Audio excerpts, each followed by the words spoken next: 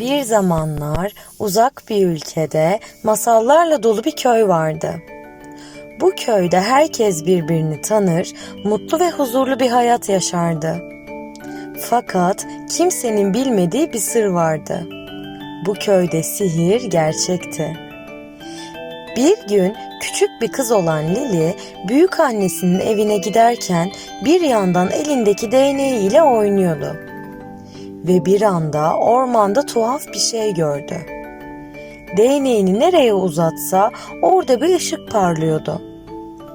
Lili parlayan ışığı takip ettiğinde karşısında minik bir penguen ve yanında uçan bir süpürge gördü.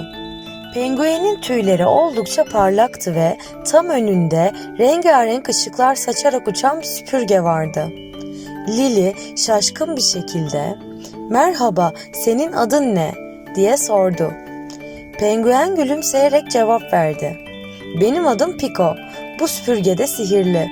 Seninle birlikte uçmak istiyor." Lili şaşkın ama heyecanlı bir şekilde "Uçmak mı? Ama ben uçmayı bilmiyorum ki," dedi. Piko gülümsedi. Lili'nin elindeki değneği aldı ve havaya kaldırarak renkli ışıklardan oluşan bir yol çizdi.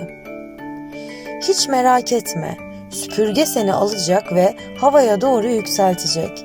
Sadece bana güven." Lili biraz cesaretini topladı ve süpürgeye bindi.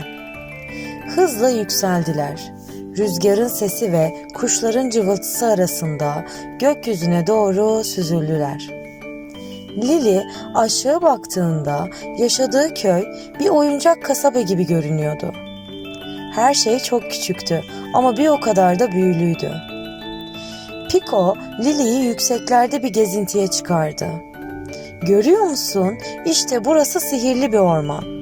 Bu orman sadece cesur olanlar tarafından keşfedilir," dedi. Lili aşağı bakarken sihirli ormanın harika güzelliklerini fark etti.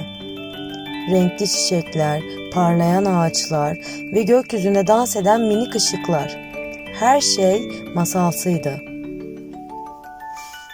Piko gülümsedi ve Lili'ye "Burası sıra dışı bir yer, değil mi? Ama unutmamalısın, gerçek sihir senin kalbinde. İnsanlar bazen kalplerindeki cesareti bulduklarında dünyada görebileceği en güzel şeyleri keşfederler." Bir süre sonra süpürge tekrar köyün üzerine doğru alçalmaya başladı. Lili yere indiğinde gözleri parlıyordu. "Teşekkür ederim Piko, bu en güzel maceram oldu," dedi. Piko sihirli değneği sallayarak "Bir gün tekrar uçmak istersen seni buraya beklerim," dedi. Lili o günden sonra köydeki herkese bu hikayeyi anlattı. Ve ne zaman bir maceraya atılmak istese sadece kalbini dinleyip cesaretini topladı. Çünkü o anı gökyüzünde uçan penguen ve süpürgeyle yaşadığı o sihirli yolculuğu her zaman hatırlayacaktı. Evet, Lili'nin macerası şimdilik sona erdi. Devamını dinlemek istiyorsanız kanala abone olun ve videoları beğenmeyi unutmayın. Sevgiyle kalın.